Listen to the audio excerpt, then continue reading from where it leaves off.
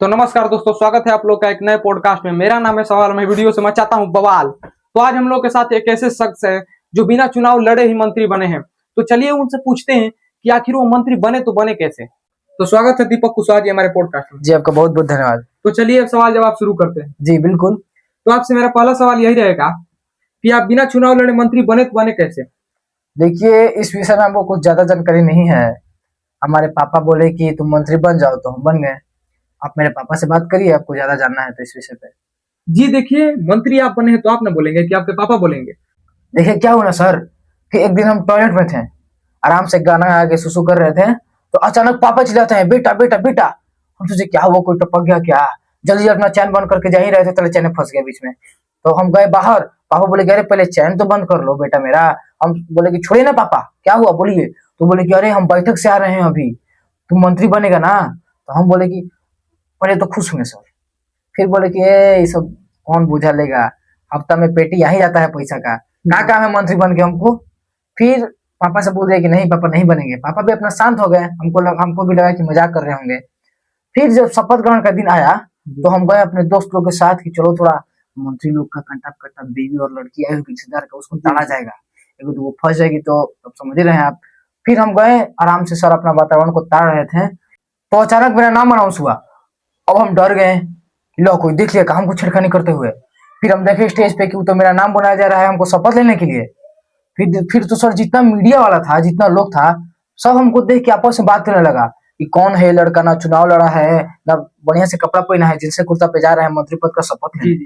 तो सर हम कैसे हूँ गए स्टेज पे, अब क्या करिएगा, हमको पता नहीं ना था कि शपथ लेना है। हमको तो लगा कि पापा मजाक कर रहे हैं, नहीं तो एकदम टाइट फिट कुर्ता पैजामा सिला के गए रहते हैं।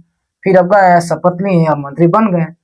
तो आपके मंत्री बनने का पीछे का राज यही है। हाँ। तो आपके पिताजी कभी बिहार सरकार में मंत्री नहीं बने हैं, लेकिन आप अभी बने हैं, तो इस पे आप क्या कहिएगा। लेकिन मेरे पिताजी केंद्र सरकार में तो मंत्री बने हैं ना। तो केंद्र सरकार में न बने हैं, बिहार सरकार में थोड़ी ना बने हैं। देखिए ये तो खुश होने वाला बात है कि जो काम बाप नहीं कर सका वो बेटा ने कर दिखाया। और रही बात ये कि मेरे पिताजी कभी बिहार सरकार में मंत्री नहीं बने हैं, तो इसका कारण ये है कि बिहार सरकार ने कभी मेरे पिता के महानता को नहीं पहचाना। वो एक महान नेता है, इसीलिए वो नहीं बन पाए कभी बिहार के मंत्री। लेकिन केंद्र सरकार ने उनकी महानता को पहचाना और उन्हें मंत्री का पद दिलवाया। जी। अच्छा तो ये बताइए कि आप कभी मोदी जी से मिले हैं। हाँ देखिए, जब शपथ ग्रहण का दिन था तो हम गए थे मोदी जी का आशीर्वाद लेने, लेकिन उन्होंने अपना पैर हमको नहीं छूने दिया। अच्छा, तो पैर छूने से आपको रोक रहे थे, लेकिन कुछ बोले भी थे, ये वीडियो में दिखाया जा रहा है। देखिए मोदी जी ने मुझसे कहा कि बाबू जो तुम काम किए हो वो बहुत ही गलत है। अगर तुम पब्लिक में मेरा पैर छुओगे तो लोगों को यही ना लगेगा कि मोदी ने इसको बिना चुनाव लड़ाए मंत्री बना दिया, कुछ तो सेटिंग शूटिंग जरूर किया है। तुम एक काम करो, मेरे आवास पे आओ एक दिन, अच्छे से पार्टी होगा। जी। अच्छा, तो आपके पिताजी प्रोफेसर थे जी और बिहार में शिक्षा के तौर पर काफी कामकाज किए हैं। जी जी। तो क्या अभी वो प्रोफेसर हैं। नहीं अब तो रिटायर हो गए हैं। और ये भी सुनने को आता है कि जब आपके पिताजी गांव जाते हैं तो बच्चे को पढ़ाते उड़ाते भी हैं। जी देखिए क्या है कि मेरे पिताजी पहले प्रोफेसर थे जैसा कि आपने कहा, तो वो जब गाँव जाते हैं तो उनका जो रूटीन है वो मेंटेन होते रहता है, कुछ पुराना चीज भी रिवाइज हो जाता है। और दूसरा बात ये है कि देखिए राजनीति का माहौल हमेशा एक जैसा नहीं रहता है, कभी आप हारते हैं कभी जीतते हैं। तो मान लीजिए कभी मुश्किल से सब कोई हारे गया घर में, तो कुछ साइड बिजनेस के तौर पर भी चाहिए ना, तो वो ट्यूशन पढ़ाते हैं। बिल्कुल, कोचिंग भी एक इंडस्ट्री बन चुका है। नहीं देखिए इंडस्ट्री नहीं बना है, जो हमारे देश में प्रॉब्लम है वो शिक्षा ही एक हथियार है जिससे देश का प्रॉब्लम खत्म हो सकता है। इसीलिए मेरे पिताजी ने ये जिम्मा उठाया है कि वो देश के सारे प्रॉब्लम को शिक्षा के हथियार के रूप में खत्म करेंगे। अच्छा, तो दीपक जी आपने पढ़ाई लिखाई कहाँ से किया है। देखिए 10वीं 12वीं तो अपने पटना से ही किया है, लेकिन मेरा पढ़ने में मन लगता नहीं था। हम बस स्कूल जाते थे इसलिए कि 2-3 गो लड़की ताड़ लेंगे, थोड़ा दोस्त लोग से गपशप उड़ाएंगे, उसके बाद घर आ जाते थे। तो हम 12वीं पास किए तो घर से बहुत प्रेशर आने लगा कि अब इंजीनियरिंग कर लो, इंजीनियरिंग कर लो। तो हम एमआईटी मणिपुर में अपना एडमिशन कराएं, और सर क्या बताएं आपको, जैसे तैसे पढ़ के मेरा 4 साल कंप्लीट हुआ तो हम फिर घर आ गए। सुना है कि आपने काम भी किया है। जी हाँ देखिए बिल्कुल सही सुना है आपने, हमने 4 साल आर्किटेक्ट के रूप में पुणे और बेंगलुरु में काम किया है। उसके बाद आपने काम छोड़ दिया। नहीं देखिए उसके बाद हमने काम नहीं छोड़ा, काम ने मुझको छोड़ दिया। क्यों। देखिए क्या है कि अब जो कंपनी वाले थे जी। उन लोगों को पता लग गया कि ये लड़का तो जैसे तैसे पढ़ के पास हुआ है, इसको कुछ आता होता नहीं है।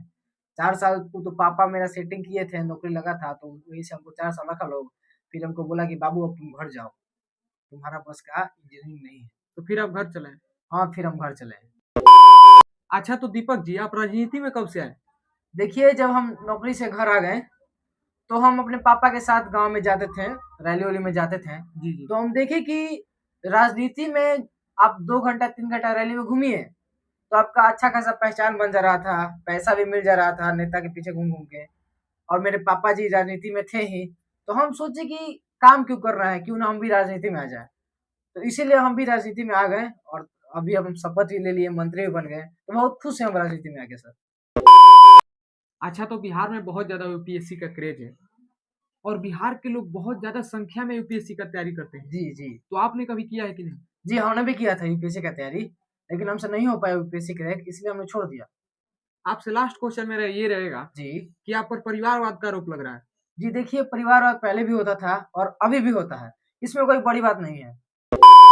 तो धन्यवाद दीपक कुशवाहा जी, हमारे पॉडकास्ट में आने के लिए और हमारे दर्शकों को अपना कीमती समय देने के लिए। जी, आपका भी बहुत धन्यवाद।